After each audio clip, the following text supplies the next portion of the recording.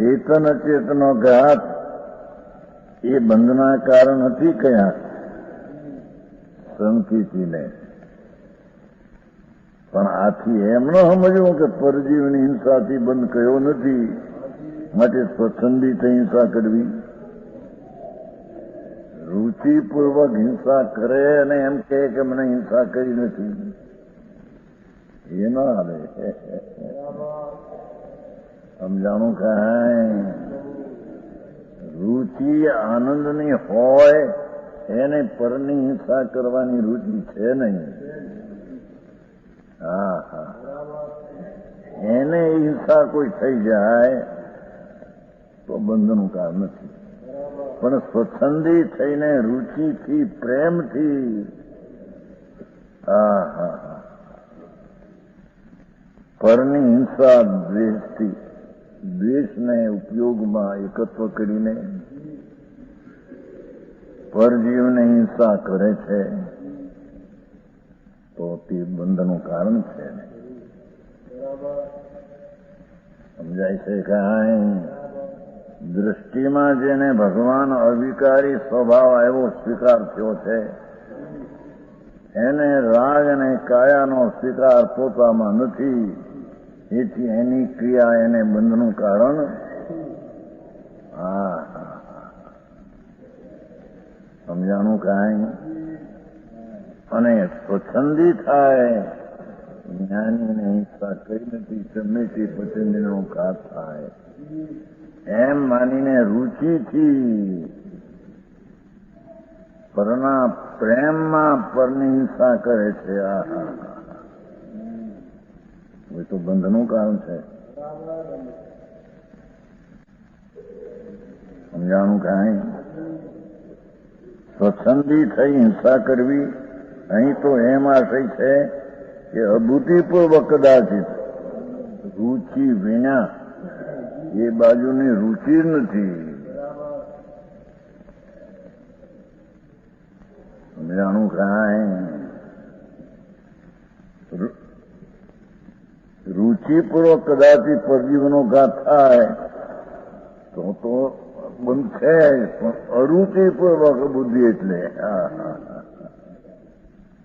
સમજાણું કાંઈ? જીવ મારવા પરનો ઘાત પણ થાય, થઈ જાય તો તેનાથી બંધ થતો નથી.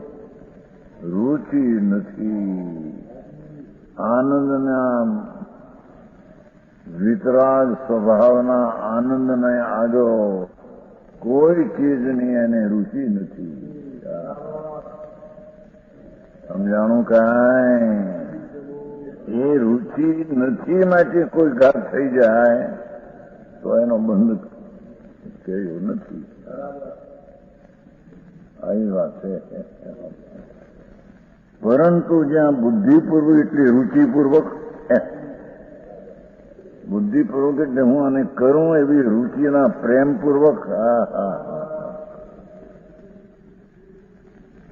જીવ મારવાના ભાગ થશે ત્યાં તો પોતાના ઉપયોગમાં રાગાદીનો સદભાવ આવશે. જોયું શું કીધું? બુદ્ધિપૂર્વકની વ્યાખ્યા શું કરી? કે પોતાના જ્ઞાનમાં રાગાદીનું એકત્વ પણ આવ્યું ત્યાં તો.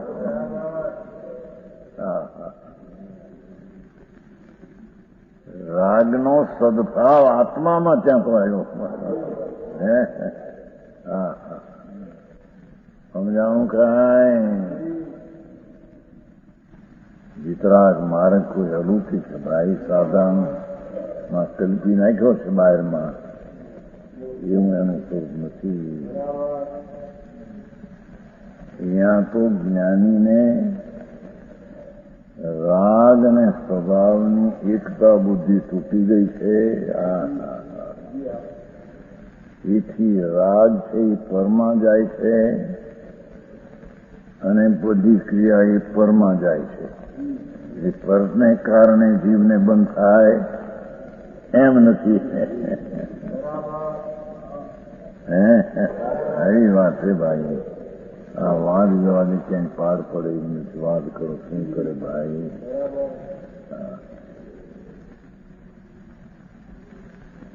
શું કહી જો પોતાના ઉપયોગમાં રાગાદીનો સદભાવ આવશે. ભાષા જોઈ, આને હું મારું, આને જીવાણું ને ભોગ લઉં, આને એ સામગ્રીના કર્મને ઉદયથી મળેલી, ત્યાં તો રાગની હયાતી થઈ ગઈ અજ્ઞાનમાં. હે, જે જ્ઞાનમાં રાગ નથી તેમાં રાગની હયાતી થઈ ગઈ. હે, હા હા હા, બાપુ આ તો જન્મ મરણના અવતારના માર્ગ છે ભાઈ. આ કઈ સ્વચ્છંદે ભોગ લઈને હિંસા કરે માને કે નથી એ વાત નથી આવી. હે, હા, એમ ન હાલ ભાઈ. અહીંયા તો કે છે કે જેને પરમારવાનો ભાવ થયો એને જ્ઞાનમાં રાગની કસાઈની હયાતી થઈ. જેમાં નથી કસાય તેમાં કસાઈની હયાતી થઈ. ભાઈ બહુ જણું બાપુ, બહુ મારું ભાઈ. હા,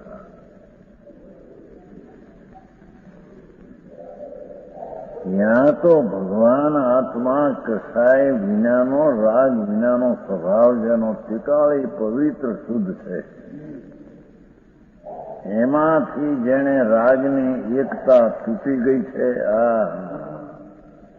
એનો રાગ ચારિત્રનો રાગ દોષનો છે, એ પણ પૃથક વર્તે થઈ ગઈ છે. સમજાણું કાંઈ? એમાં એકત્વપણે વર્તો નથી, પૃથક વર્તે છે. એટલે ખરેખર તો જ્ઞાનીના જ્ઞાનમાં રાગ છે એ પરજ્ઞેય તરીકે જણાય છે. સમજાણું કાંઈ? અજ્ઞાનીના જ્ઞાનમાં રાગ નહીં, વિકલ્પ જે દયાદીનો ભલે હો, પણ એ આત્મામાં એની હયાતી થાપે છે. તો હે, હા, આવો માર્ગ અને તે દિગંબર જૈન ધર્મ એ સિવાય ક્યાંય આવી વાત કોઈ ઠેકાણે નથી. આ શું થાય, લોકોને દુઃખ થાય એમાં. હા હા હા, સંતો કુંકુંદાચાર, કોઈ પણ દિગંબર સંત વિતરાગી મુનિ છે એ આ વાતને સિદ્ધ કરે છે. એ છે જ્યાં બુદ્ધિપૂર્વક જે મારવાના ભાવ થશે, રાગની રુચિ વાવો આત્મા પરને હશે તો ત્યાં તો બંધ થશે જ. કારણ કે બંધ પોતાનો માન્યો, એટલે પોતાનો માન્યો એટલે એને બંધ થશે જ. હા હા હા, ઉપયોગમાં રાગાદીનો સ્વભાવ આવશે અને તેથી હિંસાથી બંધ થશે જ. સમજાણું કાંઈ? તથાપિ કહાનવાણીના અંકાયે મૂલ્યના કદી. તથાપિ માતવાણીના અંકાયે મૂલ્યના કદી. પરમ કૃપાળુ પૂજ્ય સદગુરુ દેવનો જયો. પ્રસામૂર્તિ પૂજ્ય ભગવતી માતનો જયો.